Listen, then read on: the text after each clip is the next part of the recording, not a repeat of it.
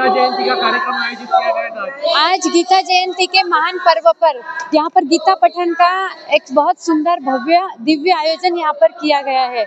800 से 1000 बच्चे इसमें आज इन्वॉल्व है और अपने धर्म संस्कृति के और बच्चों को रुचि लगनी चाहिए और मोबाइल के ज़माने में संस्कार बच्चों पे होने चाहिए, इसलिए हमने यहाँ पर ये आयोजन किया है। संस्कार परिवार द्वारा यहाँ पर इस सरदार वल्लभ भाई पटेल सभागृह यहाँ पर आज गीता पठन का ये सुंदर प्रोग्राम हो रहा है।